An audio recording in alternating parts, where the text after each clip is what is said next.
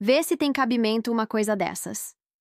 Em pleno século XXI, em um país que se orgulha de ter uma das maiores democracias do mundo, uma pesquisa revela algo que deveria estar estampado nas capas dos jornais, nas manchetes do Jornal Nacional no Fantástico, nas discussões de todas as universidades e nas mesas redondas de todo o país. Mas não. Silêncio. Silêncio absoluto. Enquanto o Brasil se preocupa com o futebol, com o preço da gasolina e com o noticiário filtrado, uma bomba estoura. E ninguém quer comentar. O que as pesquisas mostraram é algo que mexe com o alicerce da República, com o coração do poder. De acordo com o levantamento mais recente, a maior ameaça à democracia brasileira não é o governo, não é o Congresso, não é a imprensa, é o judiciário. Isso mesmo. Segundo os dados, para 42,8% dos brasileiros, o judiciário é hoje o maior risco à democracia. E em segundo lugar vem o governo federal. Se isso não é alarmante, o que seria? E mais, quando a pergunta foi direta, o Brasil vive uma ditadura do judiciário? 47,3% disseram que sim. Outros 16% afirmaram que muitos juízes cometem abusos. Somando, temos mais de 60% da população admitindo que o judiciário brasileiro está agindo fora dos limites.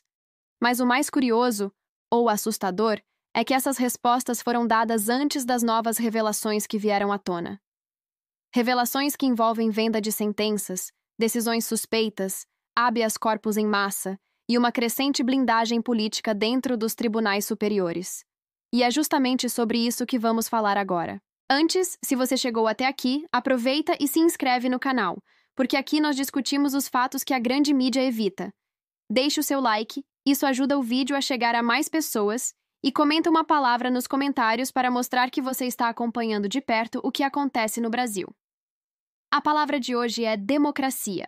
Escreve aí, democracia. Vamos ver quantas pessoas ainda acreditam que ela existe plenamente no nosso país. Voltando ao assunto. Os jornais noticiaram, de forma discreta, um inquérito que divide o STJ e gera desconforto dentro do próprio STF. A suposta venda de decisões judiciais. Sim, isso mesmo.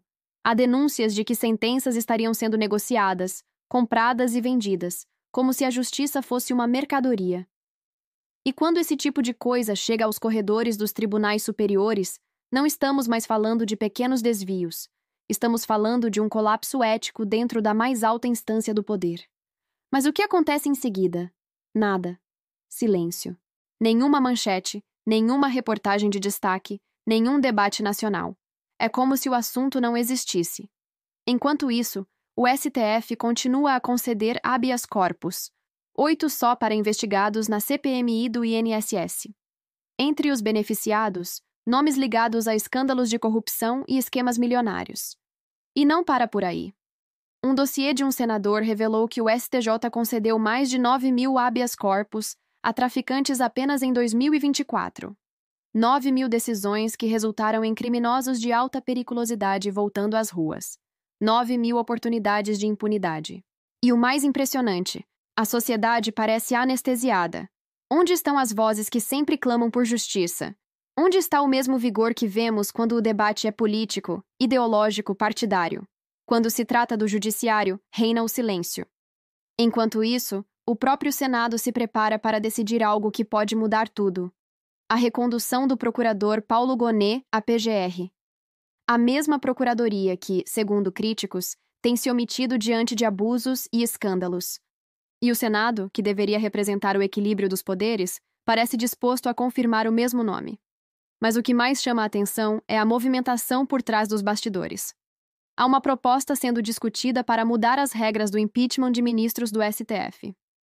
Atualmente, o Senado pode receber e processar pedidos de impeachment, mas há uma tentativa de transferir esse poder para a PGR, ou seja, apenas o procurador-geral poderia abrir esse tipo de processo. Na prática, isso tiraria completamente do Senado o poder de fiscalizar a Suprema Corte. E isso, convenhamos, muda o jogo.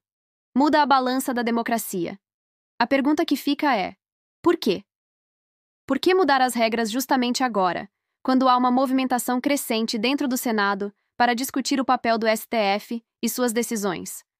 Por que limitar o poder de fiscalização? Será medo? Estratégia? ou apenas a confirmação de que o poder, quando se sente ameaçado, tenta se blindar? Mas não para por aí. Outro nome que surge nesse tabuleiro é o de Flávio Dino, ministro da Justiça, apontado como possível indicado para o STF. E mais recentemente, o nome de Messias, também aliado do governo, começou a ser ventilado como alternativa. Ambos com fortes vínculos políticos. E é aqui que o debate volta à tona. Até que ponto a Suprema Corte deve ser ocupada por pessoas com trajetória política ativa? Não se trata de esquerda nem de direita. Trata-se de equilíbrio. O judiciário deve ser técnico, imparcial e independente. Quando começa a ser palco de disputas partidárias, ele deixa de ser o guardião da Constituição e passa a ser o campo de batalha do poder. E o resultado? O povo perde a confiança. E uma democracia sem confiança é uma democracia em risco. Esses dados das pesquisas mostram uma fratura profunda entre o cidadão e as instituições. O brasileiro, cada vez mais, olha para o sistema de justiça e vê privilégios, seletividade e silêncio. Vê traficantes soltos, políticos blindados, investigações travadas e cidadãos comuns pagando o preço. E o pior, vê um Senado que, em muitos casos, se curva a esse mesmo sistema. Mas vamos deixar algo claro. O problema não é a existência do judiciário. Ele é essencial. O problema é quando a independência se transforma em intocabilidade e a fiscalização vira tabu. A democracia precisa de pesos e contrapesos. Precisa de equilíbrio entre os poderes. E quando um poder se coloca acima dos demais, o sistema inteiro se desequilibra.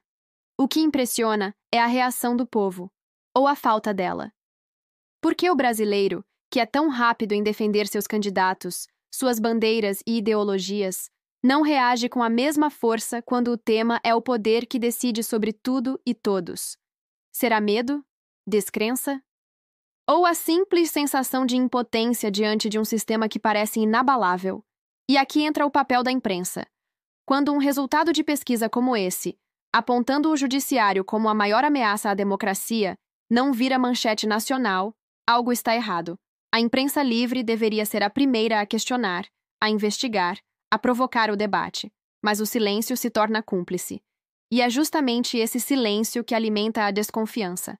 Talvez o maior desafio do Brasil hoje não seja apenas político, econômico ou social. É institucional. É a crise de confiança.